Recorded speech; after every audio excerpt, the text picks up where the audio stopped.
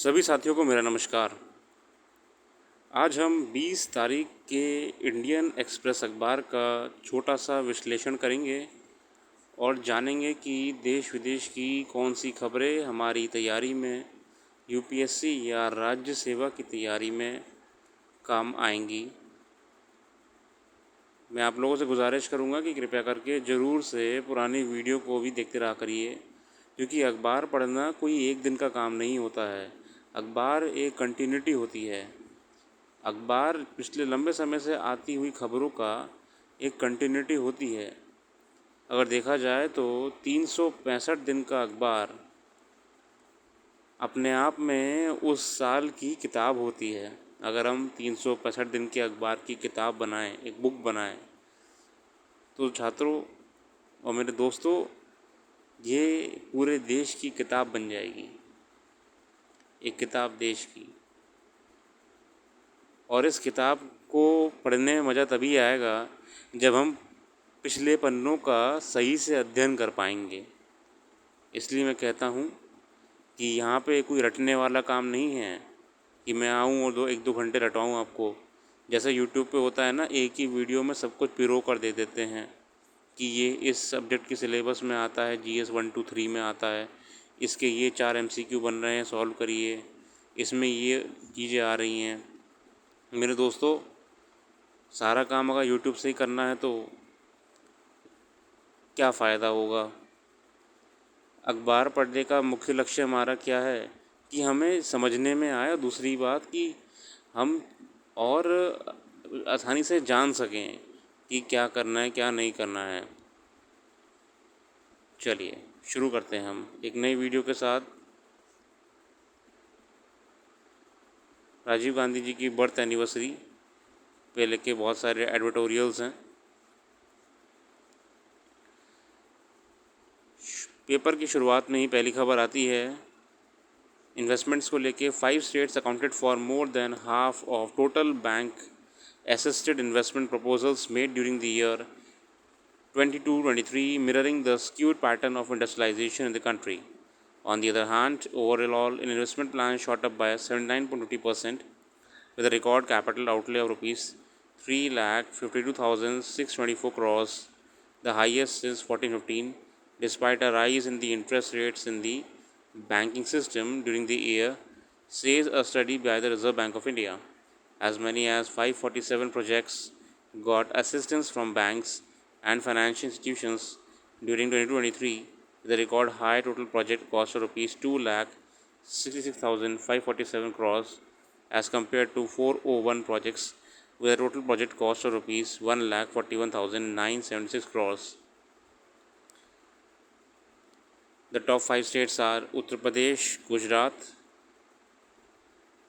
UP, Gujarat, Odisha, Maharashtra, and Karnataka.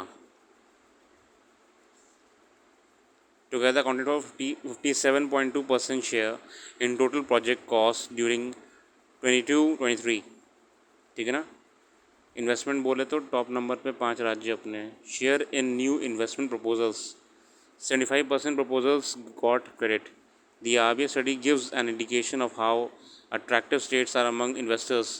While it does not say if proposals have been implemented, those which receive credit are more likely to take off. In terms of capital outlay and value, almost 75% of investment proposals received bank and institutional credit. Justice pending, basically a setup for speedy disposal of cases, especially rape and POCSO offences. Delhi Special Fast Track courts have a poor disposal rate, and Indian Express speaks to judges and experts. POCSO case जो होते हैं ना, child sexual abuse वाले, उनका बड़ा बुरा track record है courts में निपटने का। बहुत ही धीमे धीमे निपट रहे हैं। इसको लेके आर्टिकल है, they may have been set up to deal they may have been set up to deal with the case of rape and sex offences against children. The FSTC's fast track special courts in Delhi have failed. FSTCs were set up to reduce the number of pending rape and POCSO Act cases in order to provide justice to victims of sexual crimes. and to declog the judicial system of the burden of case pendency. Central government in 2019 had invented a centrally sponsored scheme for setting up 1023 special courts, including 389 e-POXO courts. The scheme was initially for a period of 1 year between 2019 2020. जो fast track court वाली scheme थी ना, इसकी शुरुआत करी ही इसलिए गई थी कि ना जल्दी से केसों का निपटाना हो, पॉक्सो एक्ट वाले फास्ट ट्रैक कोर्ट लगाए जाएं और निर्णय लिया जाए और जल्दी से जल्दी जिनको न्याय चाहिए उनको न्याय दिया जाए और जो फर्जी केस हो उन्हें बंद करा जाए ताकि कोर्ट में पेंडेंसी बचे। बट स्पीड बहुत धीमी हो गई है। दिल्ली में 1000 केस ही निपटाए गए हैं, टोटल पेंडिंग केस 4000 समथिंग है। ठीक है, only Puducherry perform worse in Delhi as it has just one fast track special court and had dispose none of the 209 pending case. Puducherry में जो 209 केस पेंडिंग थे उनमें से कोई भी अभी तक निपटाया नहीं गया है मई 2023 में। Comparison UP and Bihar had disposal rate of 36% and 28%, जबकि भाइयों यूपी और बिहार में डिस्पोजल रेट जो है आपका वो फिर भी ठीक है 36% और 28% का अन्य राज्यों के मुकाबले। Meghalaya and Jammu Kashmir both had low disposal rate of 22%, 22% बस। क्या हो रहा है ये? Mizoram and Kerala had 66.5% and 65% respectively. अब मिजोरम और केरला में 65% के आसपास मान लो आपका डिस्पोजल रेट है।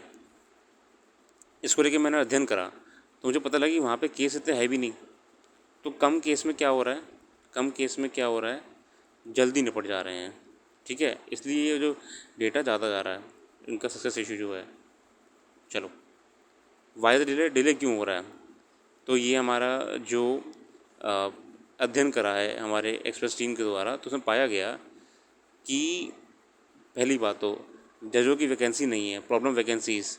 दूसरा, जजों को स्पेशल ट्रेनिंग नहीं है इन केस को डील करने के लिए, है ना। रेगुलर जजेस from normal courts work in FTCs. अरे भाई, जो जज नॉर्मल कोर्ट में बैठ रहा है, जो दहेज उत्पीड़न के केस देख रहा है, जो ट्रैफिक चालान काट रहा है, या मतलब मैं जज के लिए नहीं कह रहा हूँ, मैं जनरली कह रहा हूँ कि एक्सपर्टीज़ नहीं है भाई साहब। 2022 all over India lower court have had vacancy of 5850 as against the sanction strength of 25,000। आप ये देखो कि जुडिशरी में वैकेंसी कितनी ज़्यादा है, सीटें खाली जा रही हैं। यहाँ पे युवा चाहता है कि भैया फॉर्म निकालिए, हम भाई नौकरी लें, हम जीवन में कुछ आगे जाएं। और पेंडेंसी देखिए आप, ना आप किसी को नौकरी दे रहे हो, ना आप तंत्र को चला पा रहे हो, तो भाई चाहते क्या हो? क्या चाहते हो? क्या देश ऐसे आगे बढ़ेगा? तभी तो देखिए पॉक्सो एक्ट केस में कितनी लेट डिस्पोजल रेट है। Advocate Manish Bhadauria cited increased case workload with low capacity as a reason for poor functioning of FTSCs. He also said transfer of special court judges just like normal judges was a problem. These courts are fast only name. What was we need along with the fast track court is also fast track laws. तो हमारे वकील साहब कह रहे हैं भदौरिया साहब कि भैया इन कोर्ट का नाम ही फास्ट ट्रैक कोर्ट है, रियलिटी में फास्ट नहीं है, ये नॉर्मल कोर्ट की तरह ही काम करते हैं। ठीक है, दिल्ली में तो एक ही स्पेशल कोर्ट है 12 लाख लोगों पर, यूपी एक स्पेशल कोर्ट है 10 लाख लोगों पर, महाराष्ट्र गुजरात में एक कोर्ट है 4 लाख लोगों पे, और हम उम्मीद कर रहे हैं कि न्याय हम मुहैया करा देंगे।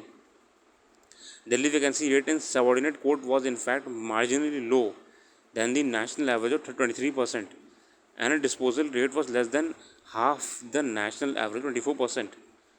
Rajya Sabha question answered in 23, Kiran Rijiju gave details on the fund allotted to FTHs by central government. Data shows that each special court received 24 lakh on average. A special court in Delhi on average received 26 lakh. It is not the case. Therefore, Delhi special court are being starved of fund. भैया fund ही नहीं दिए जा रहे हैं। अब जजेस when, अब जज क्या कह रहे हैं, फास्ट ट्रैक कोर्ट जजेस who refuse to be named said perhaps you should look at how many witness turn hostile. A hostile witness one who is willing to go back on a previous statement made by them. एक जज साहब कह रहे हैं जो नहीं चाहते कि उनका नाम बाहर आए। ठीक है, उन्होंने कहा है कि A law school in Bangalore which analyzed 67 POCSO case judgments between 13-15, stated that victim turned hostile. बहुत से victim hostile हो गए कि भाई गलत था भाई, ठीक है, मतलब कुछ तो केस फर्जी होते हैं. According to another fast track court judge who wished to remain anonymous, they dispose of relatively easier case while investigation for the remaining case which are harder to dispose of doesn't even begin properly. This could also give rise to a higher acquittal rate. It then becomes important not just to check the number of disposed cases but also the progress in pending cases, said the judges. A POCSO judge said that pendency in Delhi was high due to fewer judges dealing with the very high workload, implying more case per judge. In Delhi, one POCSO judge sees at least 250 to 300 case. In some courts, it is high as 750 cases per judge. ये देखो भाई कितने कितने case देखते हैं भाई साहब, कितना वर्कलोड है. Delay in providing evidence were also flagged by judges. I had to wait 8 years in some cases just to get a forensic report. अब देखो, अभी अपन लोग बातें कर रहे थे एक दूसरी तरफ से, अब हम बातें कर रहे हैं एक जज की तरफ से कि जज पे क्या बीत रही है. पहली पॉइंट कि बहुत से विटनेस क्या होते हैं, वो हॉस्टाइल हो जाते हैं, कि वो पीछे हट जाते हैं. ना भाई, हमने तो ये कहा था गलत था, या फिर ये हम नहीं कहते, हमने जो पहले कहा था वही बात सही है. अब हम ये सब हमने जो बोला भाई, हम इसे नहीं मान रहे हैं. बंदा हॉस्टाइल हो गया. अब दूसरी बात देखो, दूसरी बात क्या कि बहुत से केस में एविडेंस ही कलेक्ट करने में टाइम लग जा रहा है. जैसे एक केस में 8 साल लग गए. तीसरी बात क्या, बहुत से केस फर्जी डाले जा रहे हैं, फेक केस डाले जा रहे हैं. उससे क्या हो रहा है ना, जो असली वाले केस हैं वो भी पीछे चले जा रहे हैं, जो असली वाले केस हैं उन्हें दिक्कत हो रही है. ये हम देखें जज के पॉइंट ऑफ व्यू से. अकॉर्डिंग टू जज, fake POCSO case also increase pendency. अरे भाई, जब किसी ने एक फेक केस कर दिया है तो जज कैसे किसी सजा देगा निर्दोष को? तभी केस लंबा जाता है. केस लंबा क्यों जाता है? अरे जब केस ही फर्जी है, जब केस ही फर्जी है तो उसके सबूत तो ढूंढने में क्या 100 साल लग जाएंगे. Sometimes I know the case is false. Parents have forcefully filed it. In such a scenario, I can't wrongfully convict the person. ठीक है भाई.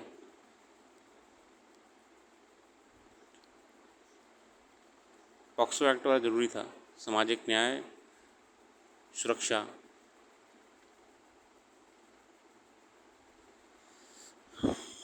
वो अब बाकी एक बार देख लीजिए, कुछ खास नहीं है. यहाँ पे देखो कितना बढ़िया इनिशिएटिव एक करा है कि अब ट्रैफिक पुलिस की जो हेलमेट है उसमें एक कूलिंग डिवाइस लगाया है. ये ट्रायल बेस पे चल रहा है, स्टार्टअप ने लगाया है एक. The helmet is design such a way that it pulls the atmospheric air and diverts the same to the face to reduce the temperature and dust. So for the AC helmets have been great. अभी तक जो है AC helmet बढ़िया लग रही है इन लोगों को, थोड़ी भारी होती है मगर हाँ, इससे बंदों को कूलिंग मिल रही है. ठीक है.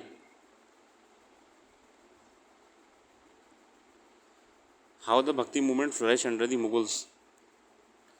At a recent rally in Madhya Pradesh, PM Modi made a link between 14th century social reformer Bhakti Saint Sant Ravidas and the Mughal.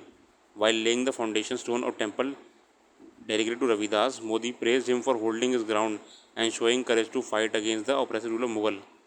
ठीक है ना. ये बेसिकली भक्ति मूवमेंट अपन ने पढ़ा होगा हिस्ट्री में. ये उसमें आपके संत थे जिन्होंने अपना योगदान दिया था. ठीक है. ये सब कहानी मत पढ़ना, ये किसी काम की नहीं है आपके भाई. UPSC में इतना नहीं पूछेगा कभी भी आपसे. ठीक है. ये प्रॉपरली आप ऑप्शन के तो ही पूछ लेगा, वरना ये नहीं पूछने वाला कभी आपसे. थोड़ा सा देखते हैं, एक जो आपके राइटर साहब हैं ब्रुकेट, उनकी बात कर रहा हूँ मैं यहाँ पे. ठीक है. Pattern bouquet, a scholar of religious studies, has argued that the Bhakti of North India was one infected by the values, institutions and perspective of Persian literary and political culture on one hand. Burkett explained that the commonalities between Sufism and Bhakti became all more apparent when it comes to the Nirgun Bhakti order, to which Ravidas belonged. That the Nirgun saints mostly believed to belong to the lower caste and contested the religious authority of Vedas and their Brahman exponents, while Sagun saints like Mirabai and Sudas were devotees of God in form of such as Krishna. The Nirgun saint believed in worshipping God that is without a form. The Nirgun traditions had much more porous boundaries when it came to Sufism and Islam. He added that one sees this especially in the Sikh tradition and scriptures which carry writing from Sufi saints along with the Nirgun saints like Ravidas and Kabir. It is under the Mughal though that bhakti tradition really begin to thrive. ठीक है ना, मुगल काल में अपना ये भक्ति movement बढ़िया चल रहा था। In his work brocade had argued that the political alliance with the Mughal emperor Akbar formed with the Rajput went a long way in allowing भक्ति institutions and literature to flourish in early modern। Akbar के time में अपन लोगों ने बढ़िया भक्ति movement चला था। The Kachhwaha वामेर were follower of Ramanand bhakti community served in the Mughal court of Akbar and were influential in the shaping imperial policies and practice of rule। In 1526, for instance, Akbar made a land grant to the officiating priest of the Govindadev temple in Vrindavan। By 1580, the Mughals had awarded Jagir grants to at least 7 temples in the Braj region। It is due to the patronage extended by the Mughal Kachwaha nexus that Vrindavan emerged as one of the most important Bhakti religious center of the period। Bhakti movement provided a much needed religious ground for the Mughal rulers to operate in। अपन ना देख रहे हैं कि भक्ति movement जाना ये flourish कर रहा था। ठीक है, the Muslim state he suggested benefited quite a bit from emergence of Bhakti। Islam brought a totally different concept of God and his worship, emphasizing on monotheism। इस्लाम तो वो था बेसिकली मोनोथीज़म पे dedicated. It was completely opposite to the what majority population in the subcontinent followed. ठीक है, the Mukhia noted that affinity that Muslim rulers held for bhakti tradition is evidence from the fact that Akbar religious policy of sulh kul, जो हम जानते हैं सुलह कुल की नीति थी अकबर की आपकी, और universal peace is little transition of the Kabir philosophies. Moreover Akbar court historian Abul Fazl is known for to have paid great tribute to Kabir. Abul Fazl साहब ने अपने कई जो उन्होंने चीज़ लिखी थी उसमें कबीर जो थे आपके इनको बहुत सम्मान दिया।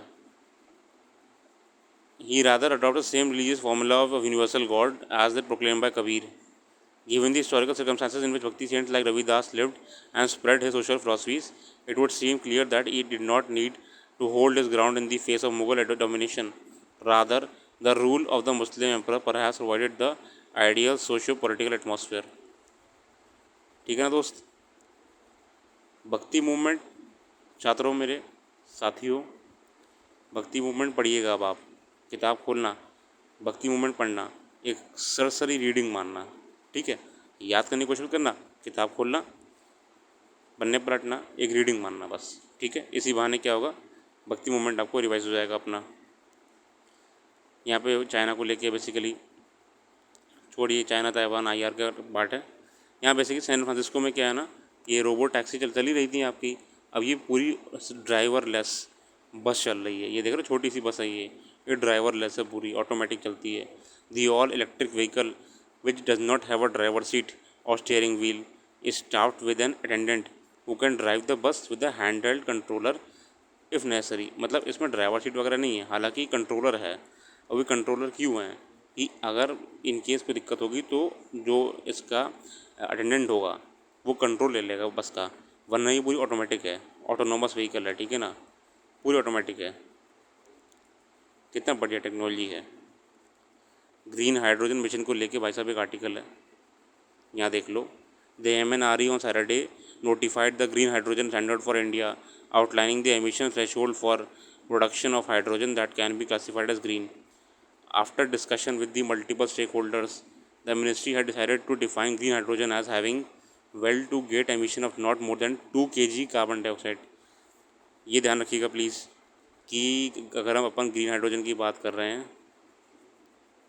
तो not more than 2 kg carbon dioxide equivalent पर kg हाइड्रोजन एमिशन की बात कर रहा हूँ। ठीक है ना, नियम है।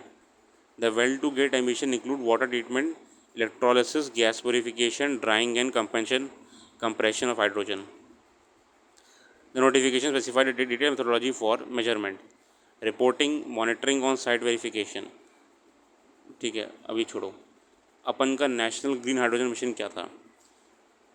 The National Green Hydrogen Mission early this year with an aim to produce 5 million metric ton green hydrogen per annum। ठीक है ना, रिन्यूएबल एनर्जी अपन का टारगेट है 125 गीगावाट। ये देखो, ये ध्यान रखिएगा please, 125 gigawatt by 2030। The mission has an outlay of 19,744 crores up to 2030 Strategic Intervention for Green Hydrogen Transition Site Program। ये साइट प्रोग्राम है, ठीक है, ये भी ध्यान रखना भाई, ये साइट प्रोग्राम है, site strategic intervention for green hydrogen transition. The program proposes two distinct financial incentive mechanisms to support domestic production of electrolyzers and production of green hydrogen. These incentives are aimed at enabling rapid scale-up technology development and cost reduction. The definition of green hydrogen brings a lot of clarity to motion of making India a global green hydrogen hub. ठीक है, green hydrogen mission क्या है? Mission है 125 gigawatt की हमको renewable energy का target जो है 2030 तक का वो अचीव करना है। कैसे अचीव करोगे? अगर हम ग्रीन हाइड्रोजन मिशन जैसे मिशन को लागू करेंगे, सोलर एनर्जी वाले मिशन को लागू करेंगे, ठीक है ना, एक्सेट्रा, विंड मिल वाले मिशन को लागू करेंगे। तीसरी बात, 19,744 करोड़ का प्रोजेक्ट है, ठीक है, इतना ही ध्यान रखिए। India's foreign exchange reserves rise, अभी कुछ दिन पहले डाउन हो रहा था, अब बढ़ गया है, ठीक है, jump to 708 million to 609 billion for the week of August. ये बढ़ता घटता रहेगा जब तक आप तैयारी कर रहे होगे ना, ये 10 ऊपर जाएगा, 10 नीचे आएगा, ठीक है।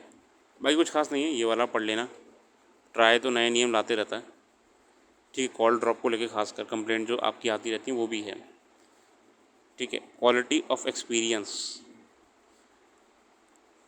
TRAI on Friday said that it has been receiving a number of call drop complaints from subscribers, triggering the need to review existing quality of service rules to measure network performance at district level and bring 4G 5G service also under its ambit.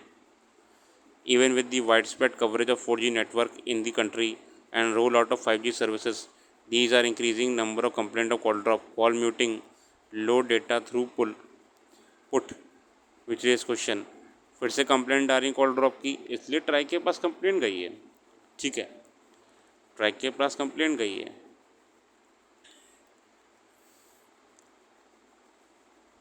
The regulator said that standards of quality of service for wireless data services were notified in the era of 2G and 3G, wherein data service were delivered over circuit switch network and the QoS performance benchmarks was set based on the capability of underlying technology, ठीक है। देखेंगे क्या रहता है, क्या review आता है इस चीज़ का। बाकी साथियों आज के लिए इतना ही है।